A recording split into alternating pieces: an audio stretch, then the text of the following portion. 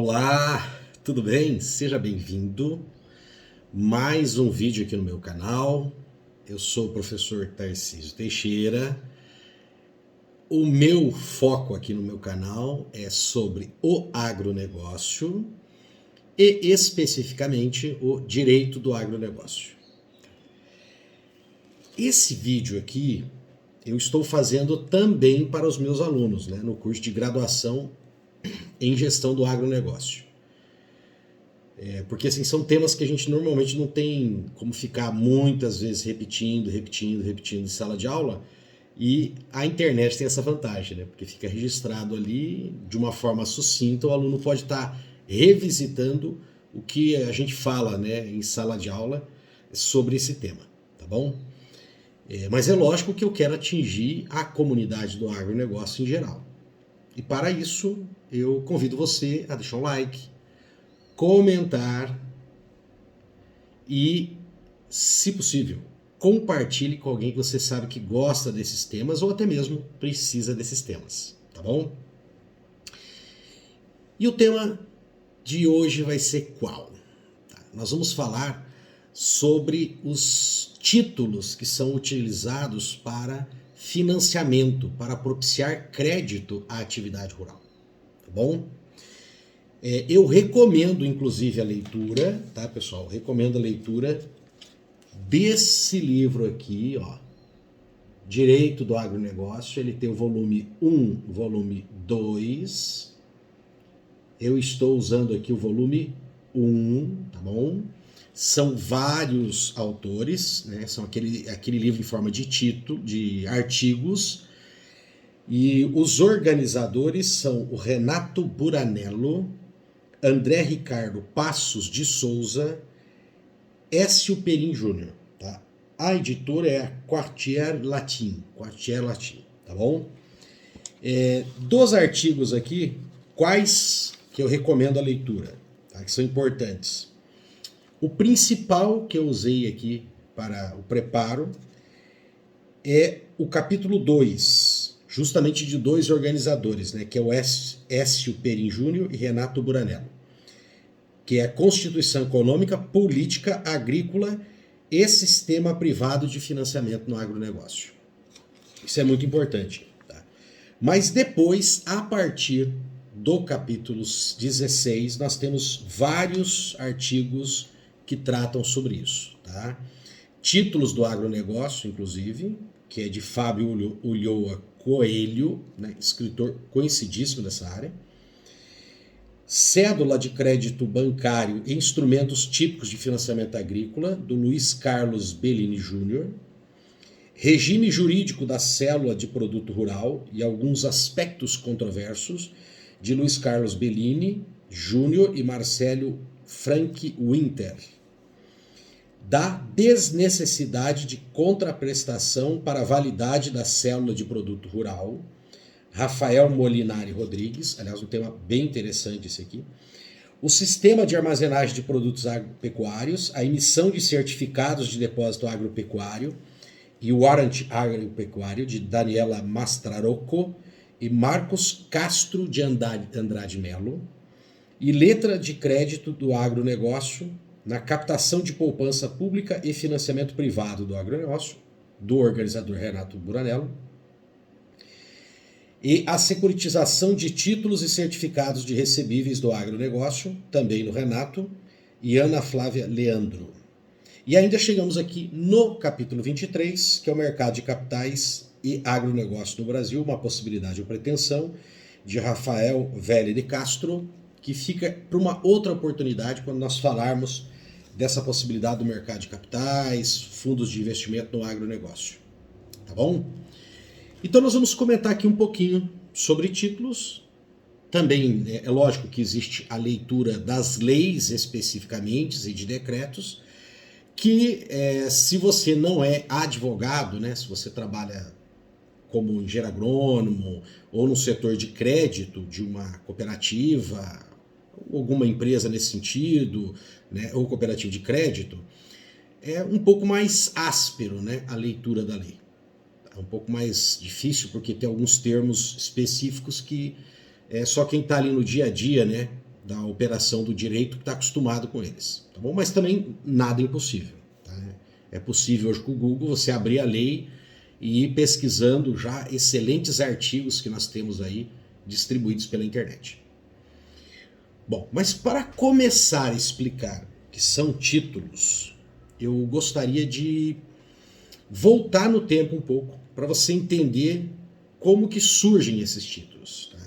Eu vou fazer aqui um recorte histórico, porque esse fenômeno também ele não tem um surgimento súbito, né? Isso vai ocorrendo algumas ideias ao longo de séculos e essas ideias vão se incrementando, incrementando e chega no que nós temos hoje de títulos. Então eu vou voltar um pouco na Idade Média, quando nós estamos ali naquela saída, né, do feudalismo clássico para o mercantilismo.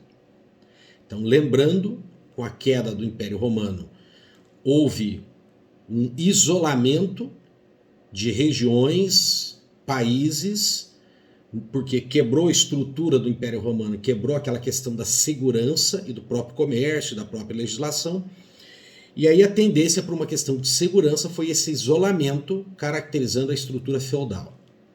Mas o comércio começa a se recuperar, primeiro dentro do próprio feudo, depois entre os feudos, e finalmente quando esses países já estão agora consolidados, esses novos países da nova realidade europeia da época, recupera-se o comércio entre esses países.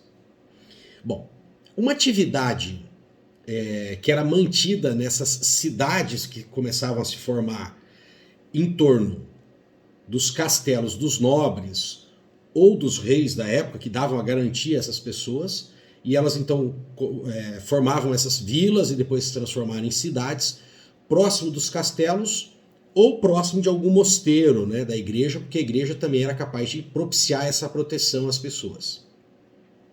E uma atividade que surge ali para atender, inclusive, os nobres e a própria igreja são os ouríveres, que são aquelas pessoas que trabalham metal, em especial o ouro, para produzir peças sacras, produzir joias.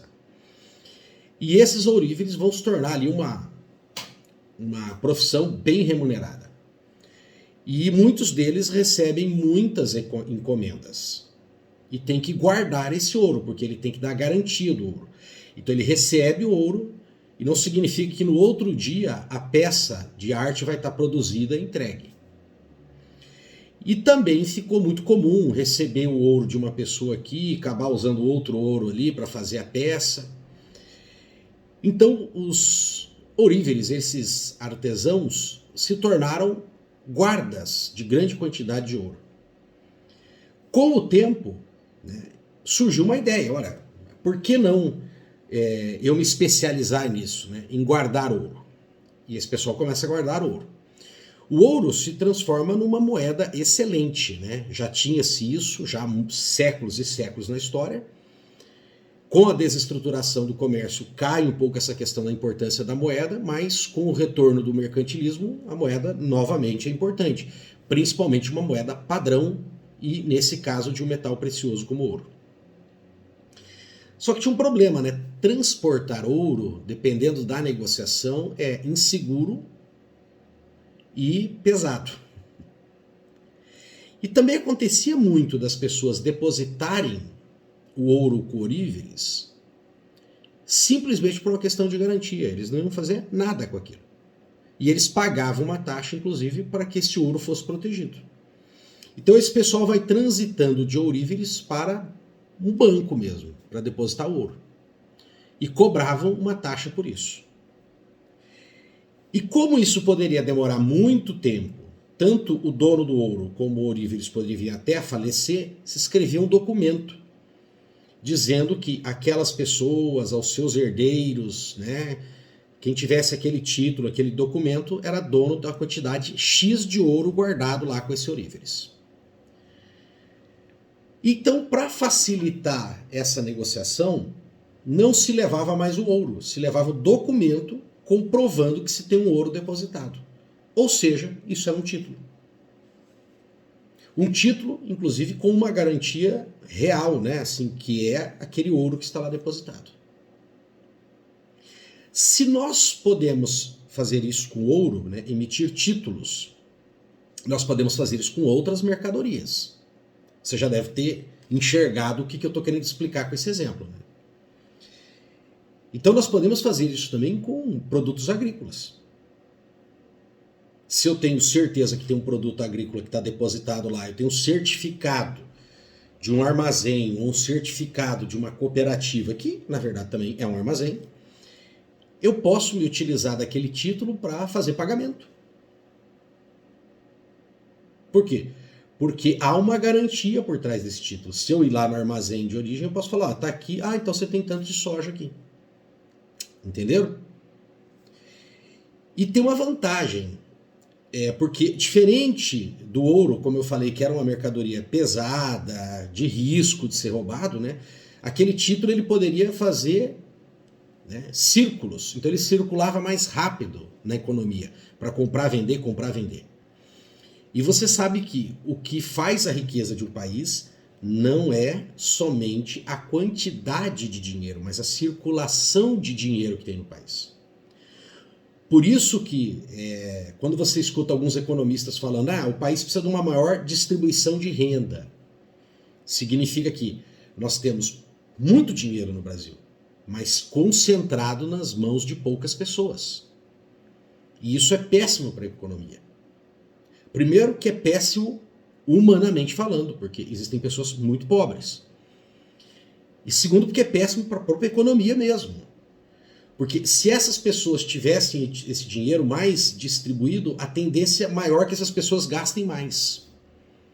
E aí o dinheiro circula um número maior de vezes, a economia está mais aquecida. E quando tem uma situação de risco, o que acontece com o cara que é rico? Ele retrai os investimentos, porque ele não vai deixar de andar de carro, o preço alto do combustível não vai inibir, porque ele tem muito dinheiro, então aquilo para ele não é problema. Ele vai comer do mesmo jeito, ele vai viajar do mesmo jeito, vai tirar as férias do mesmo jeito, só que ele retrai os investimentos. E aí você tem muito dinheiro, né, centralizado na mão de 1, 2% da sociedade, quando eles tiram esse dinheiro para a economia. Por isso que é importante essa distribuição. E os títulos vêm para isso, eles são muito úteis para isso. Para acelerar essa circulação de mercadorias. E aí é óbvio que vão se pegar essa ideia principal que eu falei para vocês, que é um título dizendo que tinha um depósito de ouro e, portanto, eu posso usar ele até como uma forma de pagamento, ou eu dar esse título em garantia para fazer uma negociação que vai evoluir, então, o que nós chamamos de títulos aí, promissórias, notas, no sistema brasileiro. E é óbvio que isso vai ser aplicado no Brasil também, né, no nosso agronegócio. Vamos dar uma olhadinha nisso aí agora? O que nós temos aqui, inicialmente, é o Decreto 1102, de 21 de novembro de 1903. Do que trata esse decreto? Esse decreto, tá, gente, de 1903, que é elogiado, porque foi muito bem escrito, né? O projeto dele foi muito bem feito, tanto que está aí, né? Mais de 100 anos e ele está funcionando. Ele vai permitir, então, a criação de armazéns gerais. O que são armazéns gerais? Podem ser públicos ou privados, que podem receber mercadorias. Quando eles armazenam essas mercadorias, eles podem cobrar uma taxa sobre essas mercadorias. Está lembrado do ouro que é depositado com os ouríveres, não mais com a função de formar joias, mas com a função de ser realmente um depósito de ouro. Então eles recebem as mais diversas mercadorias. E daí também eles vão emitir títulos, dizendo que a pessoa tem esse material lá depositado e que o armazém geral é um garantidor. Porque eles também têm obrigações, né, de garantia e inclusive de constituir seguros sobre aquelas mercadorias. Então a pessoa pode se utilizar desses títulos para dar garantia, para pegar empréstimo, né, como forma de pagamentos também, colocar numa negociação. E é interessante que foram permitidos 2 títulos. Então olha que você vai fazendo uma mágica da multiplicação, entende? Você tem aquele certificado de depósito, que é o que garante que você tem uma mercadoria lá e diz que aquela mercadoria é sua. Mas também tem o warrant. O que é esse warrant? O warrant, tá, é uma forma de penhor daquela mercadoria. Ela não é a propriedade propriamente dita. Mas você pode registrar esse warrant, né? Você faz um registro desse warrant, e significa então que aquela mercadoria que está lá está como penhor e você está usando ela como garantia. Então, aquela pessoa que tem a cédula, para ele poder utilizar essa mercadoria, vender essa mercadoria, tá? Se já tiver um registro de warrant, ele não pode fazer isso. E a propriedade plena, tá, ela existe quando você tem os dois. Tá? O warrant e aquele certificado de depósito que está lá. Então, o que é isso? É que você pega a mesma mercadoria e você dá documentos para as pessoas que eles podem, né, fazer negociação com isso e utilizar isso como garantias. Então você está percebendo como você vai multiplicando, usando a mesma mercadoria como garantia, e você vai permitindo que as pessoas façam mais negociações. Tudo bem? Bom, ligado a isso também, a esses armazéns gerais, nós vamos ter a Lei 9.973, que é 29 de maio de 2000, que aí cria um sistema específico de armazenagem para produtos agropecuários. Que isso não tinha. Esse decreto, o 1102 de 1903, tá, gente? Ele é um... Só desligar o som aqui, só um minutinho, para não sermos perturbados mais uma vez. Pronto. Ele era armazéns gerais. Agora você tem para produtos agropecuários específicos. Tá? Agora, voltando de novo para a nossa linha do passado, vamos de 1903, nós vamos andar 63 anos e vamos para o decreto Lei 167, de 14 de fevereiro de 1967. 14 de fevereiro de 1967. Do que vai tratar esse decreto-lei? Ele vai falar sobre os títulos de crédito para o financiamento rural. Bom, então aqui é o seguinte, ó. A atividade agropecuária, ela é muito importante para um país. Primeiro, existe ali uma questão de segurança alimentar.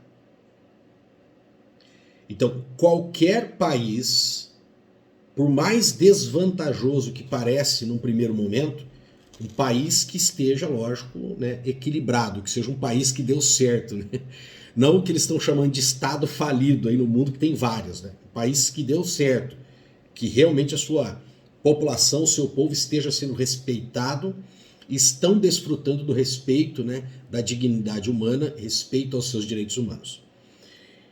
Então, o governo desse estado, ele sempre vai ter uma preocupação com a segurança alimentar e que, por mais que pareça desvantajoso economicamente, eles vão tentar fazer algum tipo de produção de alimento ali.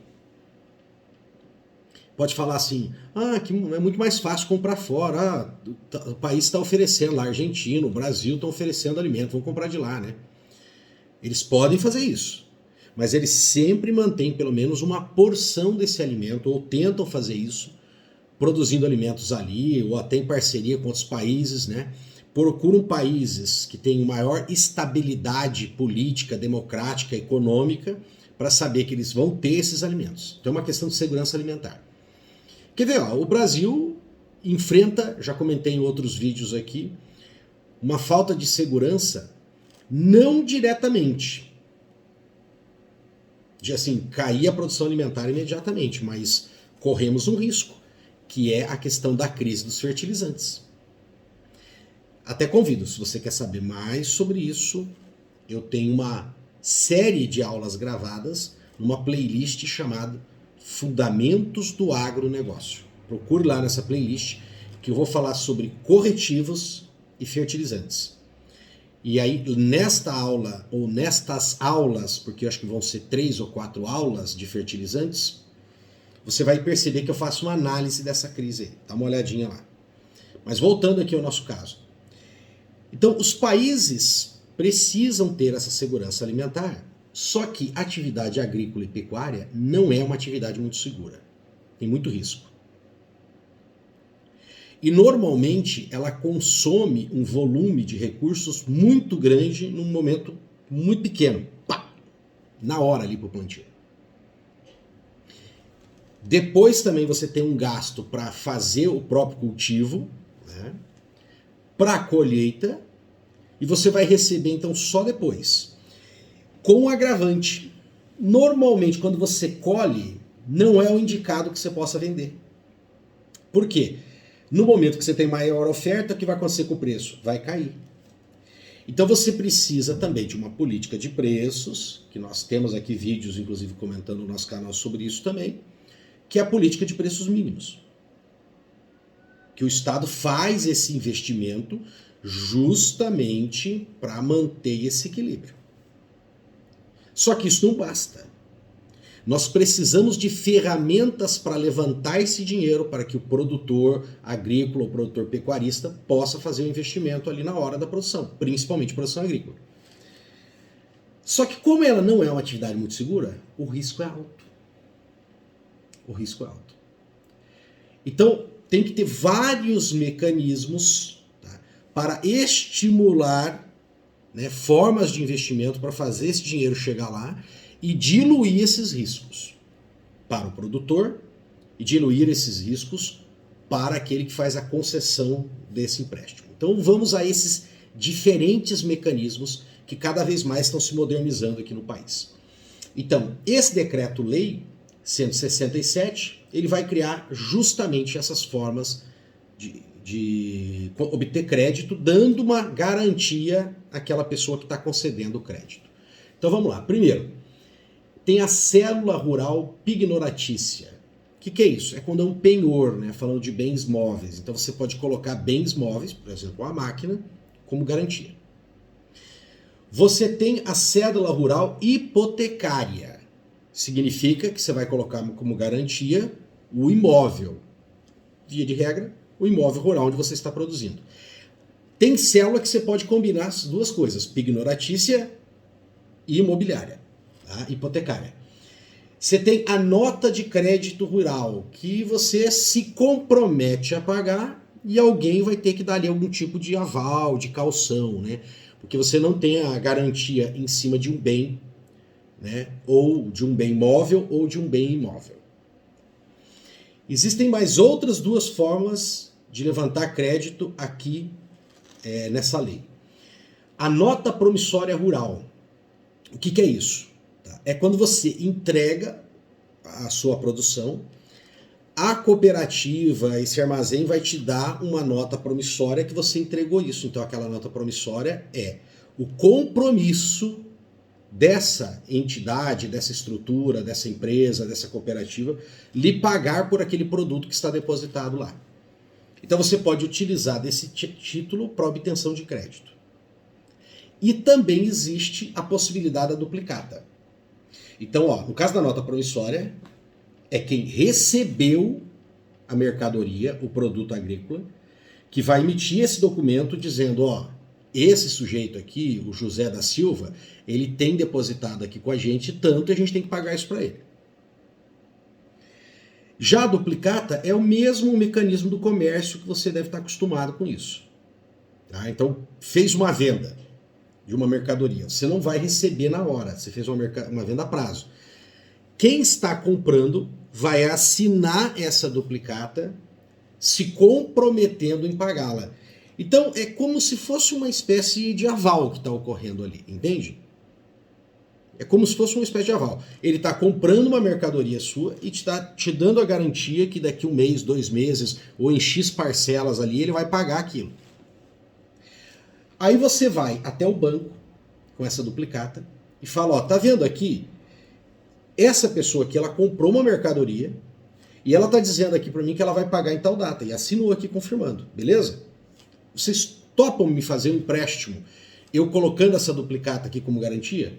Beleza. A instituição financeira vai cobrar por isso e vai lhe dar um crédito. O detalhe é que, na verdade, quem vai se responsabilizar diretamente é você. entendeu? E aí você vai poder usar essa duplicata depois para acionar esse devedor. Tudo bem? Bom, mas percebam vocês que faltava um tipo de cédula aqui de crédito. Qual era ela? A do próprio produto rural, com a promessa da entrega do produto rural. E quando que vai surgir essa lei? É a Lei 8.929, de 22 de agosto de 1994. Então, que fica, diz o artigo 1º, instituída a Cédula de Produto Rural, a CPR, representativa de promessa de entrega de produtos rurais, com ou sem garantias cedularmente constituídas. Então, o que significa isso? Pode ter outras garantias? Pode. Por isso que fala com ou sem. Mas, na verdade, é como se fosse uma dupla, né? Porque você se compromete a entregar o produto. O produto. E houve em 2020, então recentemente, nós tivemos algumas alterações, alguns acréscimos nessa lei 8.929. Vamos dar uma lidinha nesses acréscimos. O parágrafo 1º diz o seguinte: fica permitida a liquidação financeira da CPR, desde que observadas as condições estipuladas nessa lei. O que significa isso? É o seguinte: quando se criou a CPR, era exclusivamente para entregar o produto. Entendeu? Você tinha que entregar o produto. É óbvio que muitas empresas e as próprias cooperativas ainda exigem assim. Por quê? Porque eles fazem compromisso depois de exportação, eles têm compromisso na indústria deles. Mas caso seja possível, ou às vezes uma parte dessa produção, não toda ela, o produtor pode também fazer isso, ele vai escrever que ele pode entregar o produto ou ele pode pagar esse produto. Então, por que isso é vantajoso? Porque se no mercado fora aí tiver mais vantajoso, ele pode vender o produto, ficar com a diferença e pagar o que ele está devendo ali para a cooperativa. Repito, tá, gente? Isso depende de caso a caso, né, de empresa para empresa, de cooperativa para cooperativa. Tem cooperativas que elas são bem sustentáveis, né, estão aí sólidas, mas por uma vez elas são bem exigentes em relação aos seus cooperados nesse sentido da entrega total dos produtos. Né? Mais um detalhe. Parágrafo 2º. Para os efeitos desta lei, produtos rurais são aqueles obtidos nas atividades. Aqui então agora vai ser uma grande inovação, tá, gente, que foi propiciado ali pela Lei 13.986 de 2020. Essa lei que está fazendo esses acréscimos aqui. Então, o inciso 1º desse parágrafo 2º, onde está definindo o que são esses produtos rurais. Primeiro, agrícola, pode ser produto agrícola, pecuária, e olha lá a grande mudança, de floresta plantada e de pesca e aquicultura, seus derivados, subprodutos e resíduos de valor econômico, inclusive quando submetidos a beneficiamento ou a primeira industrialização. Então isso aqui abre um leque enorme, porque os próprios resíduos podem ser considerados produtos e, consequentemente, pode-se emitir cédulas de produto rural para esses subprodutos, vamos dizer. Eu já fiz um vídeo aqui, falando inclusive de dados publicados pela Embrapa, que no agronegócio hoje não se perde nada, né? Eu até começo com aquela frase brincando que do boi não se perde nem o berro, você aproveita tudo. Lá da ponta do focinho aos fiozinhos da cauda dele. Aproveita-se tudo. Então é óbvio que esses produtos são produtos de valor que podem ser utilizados também como garantia. Tá? E a questão dos produtos florestais. Isso é muito interessante. Mas vamos para o inciso 2º, tem mais ainda. Relacionados à conservação de florestas nativas e dos respectivos biomas e ao manejo de florestas nativas no âmbito do programa de concessão de florestas públicas ou obtidos em outras atividades florestais que vierem a ser definidas pelo Poder Executivo como ambientalmente sustentáveis. Então isso aqui também é incluído pela Lei 13.986 de 2020. Tá, pessoal, é o seguinte, eu vou até dar um break aqui no nosso vídeo, porque eu vou pegar um livro ali para mostrar para vocês, para explicar melhor isso aqui. Só um momentinho, já voltamos. Voltando, queria mostrar isso aqui para vocês, olha lá. Tá? O livro do Raul Miguel Freitas de Oliveira, que fala da concessão florestal. O que significa essa concessão florestal, tá, gente? Essa lei 11.284, de 2 de março de 2006, traz aqui essa questão da gestão das florestas públicas. Então, nós temos no Brasil as unidades de conservação, e essas unidades de conservação, boa parte delas são públicas, mas é possível a concessão para essa exploração sustentável. Isso é uma coisa que o Brasil ainda tem que evoluir muito, tá, gente? Muito. Lembrando, a melhor forma da gente manter essa floresta em pé é que ela tem que gerar alguma coisa. O Brasil hoje, ele poderia se dar o luxo até de não explorar nada? Poderia. Nós geramos muitos recursos atualmente na nossa agropecuária. Temos aí, já que falei, milhões e milhões de hectares de pastagem degradada que podem ser recuperadas, tanto para melhorar a produção do gado, né, com uma pastagem melhor, com gado melhor também, com raças melhores, como a gente pode ainda aumentar muito a produção de grãos.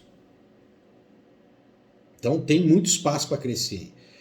Só que essas florestas podem se tornar, tá, gente, produtivas, né, no sentido de geração de renda mesmo e serviço. Até porque existem uma grande massa de pessoas que vivem nessa região.